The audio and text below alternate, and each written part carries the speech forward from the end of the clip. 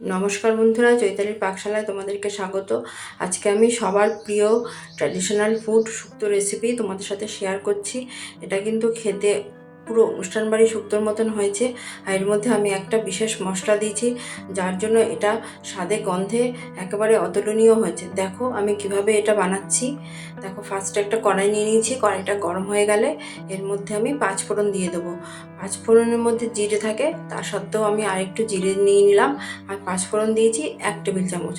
দিয়ে এটাকে ভালো করে নাড়াচাড়া করে আমি ড্রাই রোস্ট করে নেব। ভালো করে এটাকে ভাজা ভাজা করতে হবে।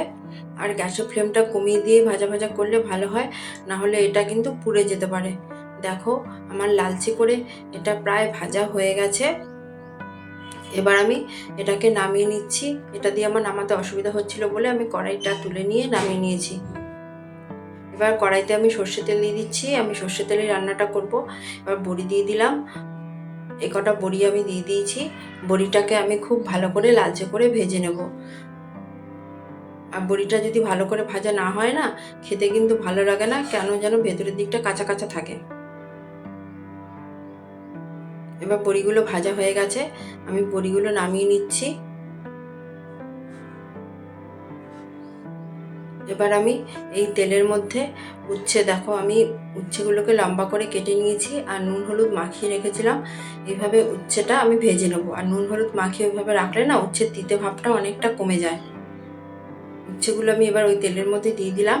ভালো করে আমি লালচে করে উচ্ছেগুলো ভেজে নেব। যারা উচ্ছে খেতে পছন্দ করে না তাদেরকে এইভাবে দিলে কিন্তু তারা খেয়ে নেবে। উচ্ছের তেতো ভাবটাও অনেকটা কম হয়ে যায়। দেখো উচ্ছেগুলো আমি লালচে করে ভেজে নিয়েছি। এবার আমি উচ্ছেগুলো তুলে নিচ্ছি। উচ্ছেগুলো আমার সব নামানো হয়ে গেছে। এবার আমি এই তেলের মধ্যে 5 ফোড়ন দিয়ে দিলাম। অনেকে কিন্তু রাঁধুনি ফোড়ন দাও, একবার এইভাবে 5 ফোড়নে দেবে, দেখবে খেতে কিন্তু খুব ভালো লাগে। ফোড়নটা একটু নাড়াচাড়া করে এবার দেখো আমার ঘরে যা যা সবজি ছিল, গাজর, পটল, কাঁচকলা, পেঁপে, সামান্য ঝিঙে ছিল, এগুলোই আমি দিয়ে শুক্তো বানাবো। আর আলু দিয়েছি একটা। তোমাদের ঘরে যদি ডাঁটা থাকে, সজনে ডাঁটা থাকে বা কাটোয়ার ডাঁটা থাকে, তোমরা ওগুলো দিতে পারো। আর যদি থোড় থাকে বা মিষ্টি আলু থাকে ওগুলো দিতে পারো। তবে আমার ঘরে ওগুলো ছিল না, এগুলো ছিল। আমি এগুলো দিয়ে শুক্তোটা বানিয়ে নিয়েছি। এবার ওই তেলের মধ্যে খুব ভালো করে নাড়াচাড়া করে নেব। খুব ভালো করে এটা ভাজতে হবে। এবার দেখো এখানে আমি রাঁধুনি নিয়ে নিয়েছি। এই রাঁধুনিটা একটু জল দিয়ে আমি মিক্সিতে বেটে নেব। দেখো বাটা হয়ে গেছে। এবার এর মধ্যে আমি দিয়ে দিলাম। এবার এর মধ্যে আমি হলুদও দিয়ে দিলাম, এর সাথে নুনও দিয়ে দেবো। দিয়ে আমি ওই রাঁধুনি বাটার সাথে একসাথে খুব ভালো করে কষিয়ে নেব। খুব ভালো করে কষাতে হবে। দেখো খুব সুন্দর করে নাড়িয়ে চাড়িয়ে কষিয়ে নিচ্ছি। এবার আমি এর মধ্যে না 1 কাপ দুধ দিয়ে দিচ্ছি। দুধ দিয়ে ঝোলটা করলে খেতে কিন্তু খুব ভালো হয়। এবার খুব ভালো করে আমি নাড়িয়ে চাড়িয়ে নেবো। আর দুধটা কিন্তু অবশ্যই ফোটানো দুধ ছিল। আমি দুধের মধ্যে কিন্তু জল দিইনি। ওটা নাড়াচাড়া করে আমি এর মধ্যে তেজপাতা দিয়ে দিলাম। আমার মনে হয় এই টাইমে তেজপাতা দিলে না তেজপাতার গন্ধটা খুব সুন্দর আসে। এবার আমি যেই উচ্ছেটাকে ভেজে রেখেছিলাম সেই উচ্ছেটাও এর মধ্যে দিয়ে দিলাম। দিয়ে খুব ভালো করে নাড়াচাড়া করে নেব। এবার আমি ঢেকে রাখবো, বেশিক্ষণ লাগবে না, 12-13 মিনিট মতন ঢেকে রাখলেই হবে। 12-13 মিনিট পর আমি ফিরে আসছি। দেখো ফিরে আসলাম। এবার নাড়িয়ে চাড়িয়ে নেব।